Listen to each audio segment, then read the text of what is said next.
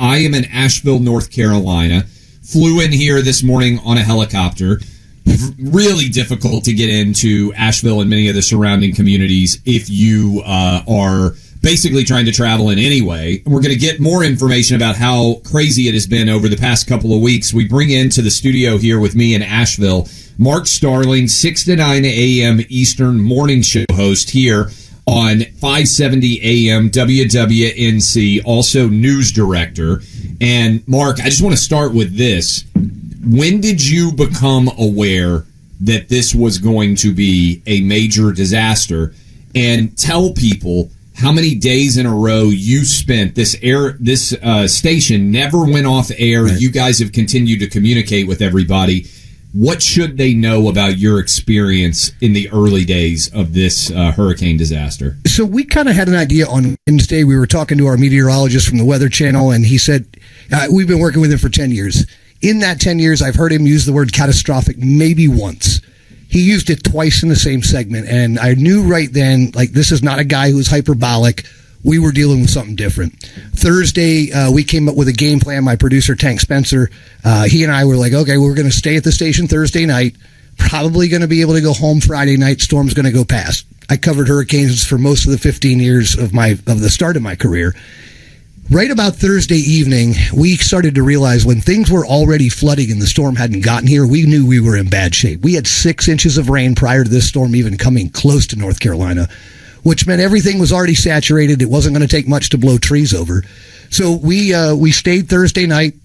We got up Friday morning and did the morning show like we normally do, kind of went through the day, and it was getting progressively worse and worse. And obviously, by Friday night, it was in full swing. So we never lost power. We lost power. We never went off the air. We lost internet on Saturday at 2:36 p.m., right on the nose. I remember looking at the clock, and I remember seeing our phones go down. And so we had no communication with the outside world. We had no way to get any sort of new information. We had no way to use our phones. We had no cell service. A buddy of mine happened to be listening over in West Asheville and heard us say, listen, folks, we're at a disadvantage here. We don't have any information. We can't take your phone calls. We're going to go back to regular programming and try to gather some information. He actually ended up hiking up here. He drove as close as he could, hiked in with a ham radio, had already talked to the ham radio network around here and said, hey, look, Mark is going to key up the mic. He's going to try to get all the information he can from you guys, and then he's going to go back on the air, and he and Tank are going to relay it to everybody that's listening. And that's how we operated for about 12 to 14 hours. We heard a noise out in the hallway, and we were on a break, and we stuck our heads out there, and here, the most beautiful sight I've ever seen was 2 iHeartRadio engineers with a Starlink strapped to their back coming down the hallway, and I knew at that point we were okay. So Elon's Starlink is the reason you were able to get back on the internet. Correct. So we got back on the internet Saturday night, and we basically stayed round the clock taking phone calls, listening to, people were scared. No one ever thought a hurricane would come to western North Carolina. And Tank and I kind of sat and talked about it. We were like, look, it's going to be our job to help these people get through this hurricane. The noises you're going to hear in the middle of the night are going to scare the crap out of you. You're not going to know what's going on because you can't see anything. And when you wake up tomorrow morning, it could be even a scarier sight when you look outside. And so we were really trying to just kind of prep people for this and like really walk them through step by step. And we kept saying, look, it's okay to not be okay. It's a super scary time. The phone calls started coming in, and they started getting scarier and scarier and scarier. We took a call from a gentleman who was up in the second floor of his house with his wife and their 7-year-old grandson. He called, and we were chatting with him, and this was literally like just minutes before everything kind of went chaotic. And he says, "No, we're going to be okay. We've had flooding here before." They weren't okay. They didn't make it.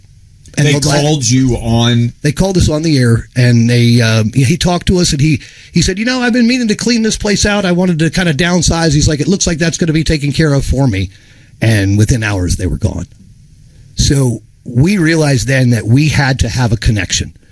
And so we decided that, hey, listen, if you know someone that's missing, call us here at the radio station. Give us their name and address and phone number, and we're going to try to crowdsource wellness checks. So we started doing that, and we get a call from this guy. His name is Chris Henderson, and he is an absolute angel. And he said, listen, I'm out here doing wellness checks. What if we team up together? And you start taking the names and the addresses. You send them to me, and I'll send my team out there. So we did, and as of right now, I think we are at like 148 families that have been reunited with their loved ones. I think it was like 428 people or something like that. And then we started the iHeartRadio Asheville Chainsaw Gang. And we've got a group of chainsaw cutters, and they literally just go and take houses or trees off people's houses, and they don't charge them. This is all stuff that we were able to crowdsource through the power of radio. And I think that for us is really what the story is here. When the TV couldn't do it, the newspaper couldn't do it, there was nothing online. The only thing left was AM/FM radio. All 7 stations stayed on the air simulcasted.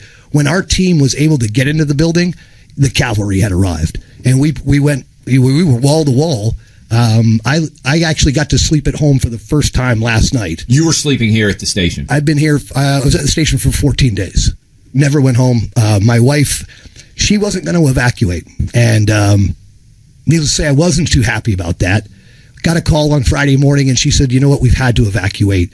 We're at a gas station. I've got all 4 dogs and our son Eli. We're just going to have to ride it out here. There are actually waves coming, cresting over the top of the overpass down onto Highway 9 in Black Mountain, which is where we live. And it was one of the hardest hit areas. And I didn't hear from her for 48 hours. Oh. And when she did call, we were on the air. And she had actually gone to a Black Mountain town hall meeting that they had. She called in, and my producer, Tank, he puts the caller's name up on the screen, and I looked over, and I thought, what is it? Wait, this can't be. She's the only Brandy I know that spells it with 2 E's at the end. And from pretty much that point on, it was Waterworks. It was just, I was just so happy to know that they were okay. I have not seen them since the Wednesday. They were evacuated down to the sister-in-law's house with our 4 dogs, and they're doing great. We made it out a lot better than a lot of folks did. I mean, we took some damage to our home, but nothing in comparison to what some of these folks have lost. Mark, appreciate you being with us and giving us, first of all, this incredible story about what you and the station have been through and also been able to accomplish over the last 2 weeks. What are the imminent needs right now? I mean, what is the focus of these rescue and recovery now? Really, I guess more recovery efforts currently going forward. Like, what has to happen? What needs need to be met? What's on the ground doing it? All of that. So, as far as like supplies that have come in, I mean, it has been an American outpouring. It's incredible to see the amount of supplies that we have, and right now we're really good on supplies, but this is not a short-term situation. Our water system was decimated by about 85% of it. I think there's 1,800 miles of water line in Asheville. 85% of it's gone. So what we're really, hoping for is that we can get the water back online as fast as possible. They're measuring that time out of water in weeks and not days. Power is back on. There's still about 30,000 people in Buncombe County, which is where we are. That is. That are still without power. It's getting better and better every day. But, I think what we're worried about in the long term is we've got cooler weather moving in, and we've got people who used to have homes that don't have homes. And really, I think the big thing is all of these groups that are on the ground in here, whether they are doing, whether they're doing recovery work or whether they're doing supply work. We work with a group called heartswithhands.org. It's a local charity. They're based out of Swannanoa, which was one of the most devastated areas. And strangely, every single thing around their warehouse was destroyed, but their warehouse wasn't touched. They have 2 functions. They feed all of our first responders hot meals every day. And then they also package food boxes for pickup and delivery for folks who are in need in the community. Usually Hearts with Hands they're the ones that are loading up the trailers and taking them to Florida or somewhere else. I don't think anybody ever thought it was going to happen here. And, this storm was so different because of the terrain. A storm hits Florida, you got miles of beach line for the water to recede to. There's nowhere for the water to recede to here. So it was literally like a 35-foot wall of water and debris that came down the French Broad River and just decimated everything in its path. I mean, there are towns that used to be here that don't exist anymore. And it's, as someone who covered hurricanes their entire career living in Florida, I've never been through anything like this before. I mean, the fury that the water has brought to Western North Carolina is just incredible. I think this is important. I was just talking out front with a state trooper who came by. We're talking with Mark Starling, host 6 to 9 a.m. Eastern morning shows on this incredible story here at 570 a.m. WWNC. I-40, many things. I asked out front, how long is this going to take? He said, this is going to take years to rebuild. Yeah. So for people out there who haven't done anything yet, maybe they haven't recognized the severity of this, there's going to be a need for help here for months and months to come. If not years. I mean, we're a tourism-based economy. There's only one thing to see here right now, and that's destruction. Yeah. Hotels are not able to rent hotel rooms because you can't rent a hotel room without running water. So that is pretty much you guys don't have running water still at the radio station. That's right. Yeah, we've been without water since I believe it was Friday is when we lost water. It's an untenable situation for a lot of people, and there are people that are leaving. There were certain places that right after the storm happened, and they were saying, "Listen, if you can leave. Help's not coming." And it's like, well, whoa, wait a second here. These are our communities. We're not going anywhere. And, for what we wanted to do here at the radio station at iHeart Asheville was we wanted to show the community that, we can get through this. Yeah. And we've been kind of repeating this line, community is the answer to this crisis. And it is amazing. People have, I always go back to this one phone call, and a guy called in and he says, I've helped so many of my neighbors today, and I didn't even ask who they voted for first. And it's just kind of that, everything else outside of Western North Carolina, everything else doesn't matter right now. Our job as a station and as a group of stations and as an air staff is to kind of unite our community and bring everyone together and get through this together. I mean, it's going to be a heavy lift, and what we have seen is the absolute best in humanity in an absolute horrific time. We asked whether it was appropriate to even try to come in here. Mm-hmm. You guys need so much help. The story was, we want you to help get this story, because you're talking to all 50 states right now. You're talking to people all over the world, really, but certainly in all 50 states. What would you ask of them? What can they do if they're listening right now and they're hearing about how bad things are in Western North Carolina? Honestly, I would recommend giving. Yeah. If you can give, please give. Heartswithhands.org is, again, such a wonderful organization. It's local. All that money stays local. As far as help goes, if you have a skill and you feel like it would be worthy, we need help here. The cleanup for the most part has gone pretty well, but there is just so much of it.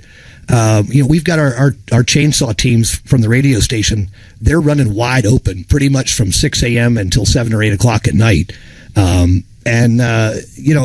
one thing I guess that we don't need is people coming to Western North Carolina per se, to the heavy disaster zones and kind of clogging things up. There are areas in Western North Carolina that are open for business. Maggie Valley, I got a call today from a business owner. He's like, hey man, he's like, I run a knife shop, and he's like, we're totally open for business here, and we would really rather, direct people to us. If they can't hang out in Asheville, tell them to come up to Maggie Valley and see us, or go to Waynesville.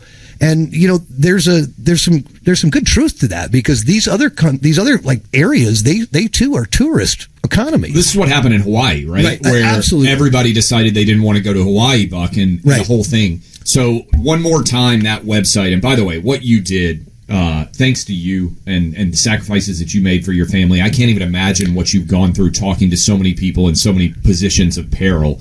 This is the best of radio. It absolutely is, and I have to shout out my team, because the team here at iHeart Asheville is truly the most incredible group of people. Most of our staff works on music stations. They're not familiar with the news talk format. That didn't matter, because it wasn't so much of a formatic thing. It was, we just need to be able to show people that we're here and we care, and we're going to help you one way or the other. If we can't help you, we will find someone to help you. And that's how it's worked out. And the community has answered those calls and said, hey, you know what, I can go over there and check on this guy. I'm on my way to my next appointment, but I'll stop by and make sure that they're okay. It's the power of radio, and it is the power of this iHeartRadio Asheville team. They are just such an incredible group of humans. Tank Spencer and I were here by ourselves for the first portion of the storm, because our team couldn't get here. I don't know if you saw coming. Well, you didn't see it coming in because you came in from the air, but coming up our driveway, it was lined with about 100 trees. every tree came down. There was no way to get in or out. It crushed the fence in the front. Once those trees got out of the way, our team was unstoppable. They got in and they just got it done, and they have continued to. This is our home. This is our community, and we want to just see it built back. We know it's going to take time, and we know it's going to be heavy lifting, but this is where we call home. And Western North Carolina, mountain folk are different. I got news for you. Mountain folk are tough, and we will rebuild this community. It may not look exactly like it did. It'll be better. That's the way I feel, and I feel like our community is more united today than we ever have been in the past because of this storm. And if that's the good that we can pull out of this, I'll take it all day long.